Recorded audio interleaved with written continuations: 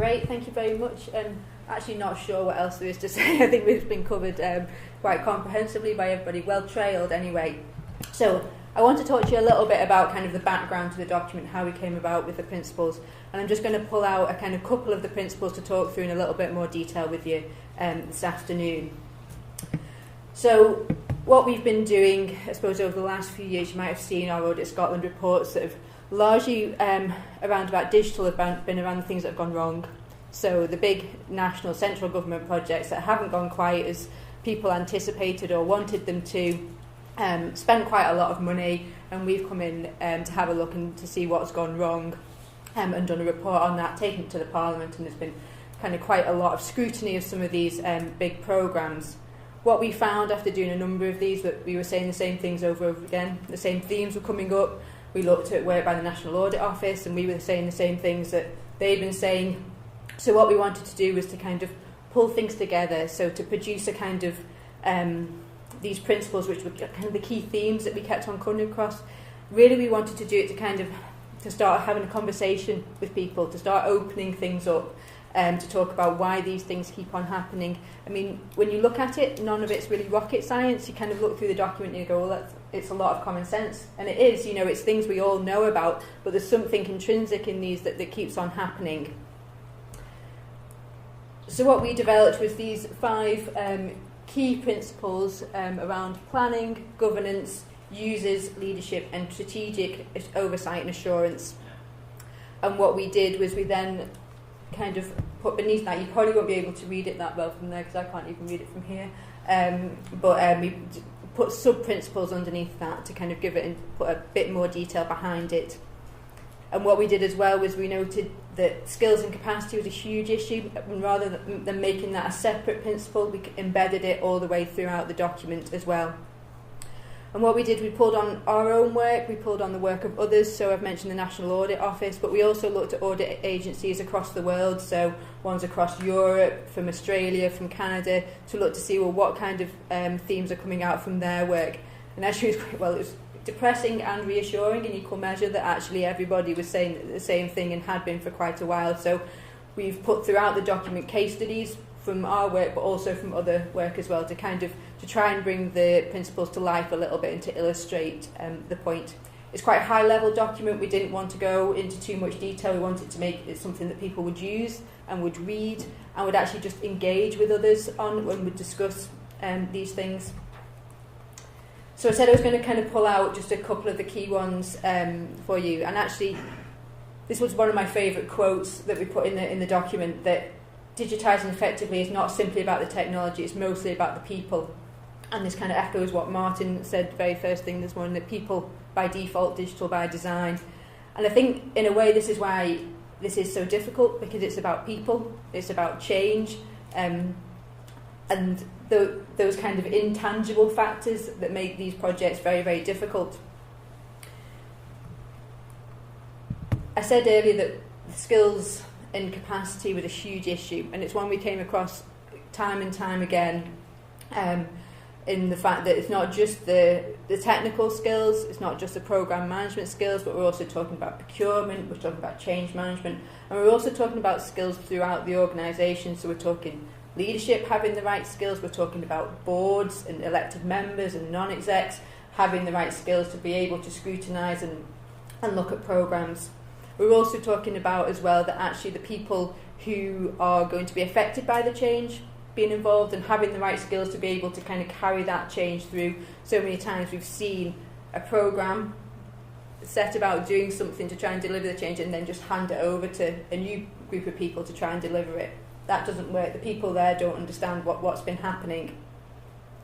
And skills and experience is a really difficult one, because I think we all realise that you can't get to, it's very rare to get to a position where you have all the right people with the right skills in your project and in your team at that time. At any given time, things are always moving. It's a hard market to recruit into. We've just been hearing about that as well. So I think what we're trying to kind of, I suppose, encourage is to think a little bit wider about it. Think about what are the core skills that you want to have in place. How can you do that? What are the other safeguards that you can put in place? I mean, we're in a great position now when talking about collaboration with all people, people in the room. How can you group together to think about actually how can we devise a better way of looking at getting the skills and experience that we need? How can we talk to each other? Have we got critical friends that we can pick up the phone and say, look, I can't get around this, what would you do in this situation? So I think, again, kind of discussing and collaboration is key to this. A really interesting bit of research that we came across was this one, that about senior level engagement may actually be the most important factor in ICT enabled projects.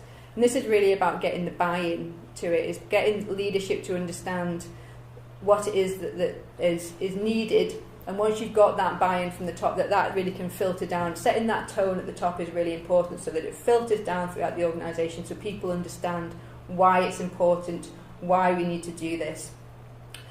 We quite often found that there's sometimes a bit of a revolving door at the top of programmes, so people come in and out, and that can have a significant impact on projects in terms of culture.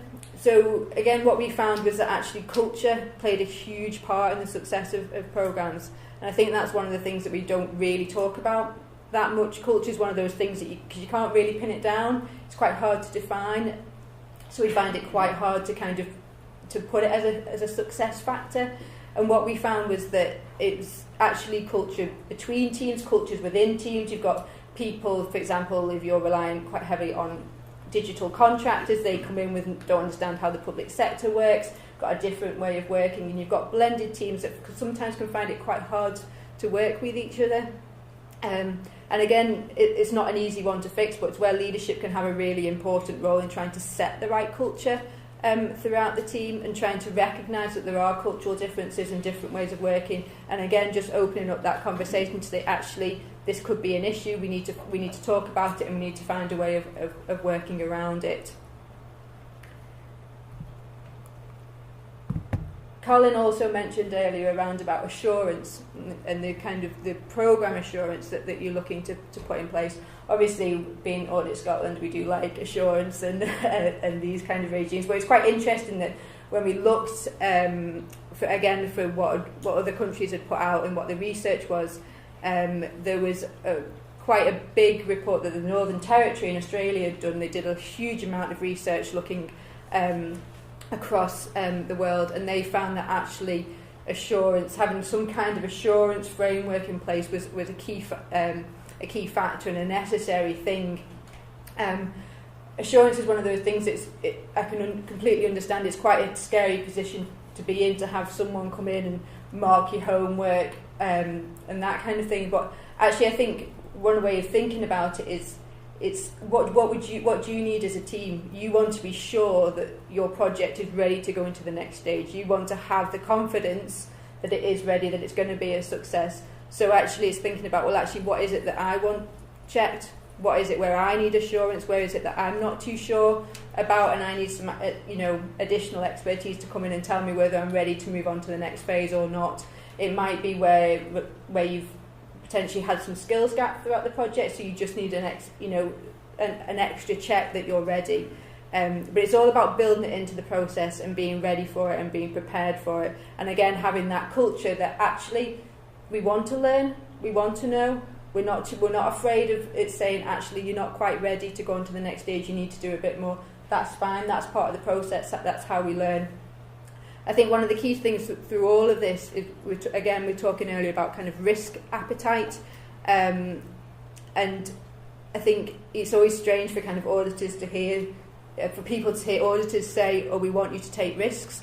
We do, absolutely. Our role as auditors is not to stop you from taking risks, it's to make sure that the right processes are in place for you to understand the level of risk that you're taking. I think all too often in some of the programmes that we've looked at is that people haven't fully appreciated the risks that they're taking. They've taken quite significant risks but not realised it. And I think it's all about breaking it down into small manageable steps, so that if you are willing to take a risk, then everybody's signed up to that, understand the risk that you're taking, and you've got mechanisms in place to learn lessons from it. If it goes well, if it doesn't go well, that you will understand that. But it's absolutely, I think everybody in here would understand that to get to the innovation, you sometimes need to take a little bit of a risk, and it's about having those mechanisms in place to enable you to do that. So today was really just about me giving a little bit more flavour to the principles that are in that document. It is quite a short document, it is quite easy to read, it's not a big 50-page Audit Scotland report, it is in slightly different format, so I'd encourage you to go and have a look. And if anybody would like me to come out and talk about it in more detail, or talk about it to elected members or anything like that, I'd be more than happy to come and do that, so please just do get in touch if you'd like me to do that. Thank you.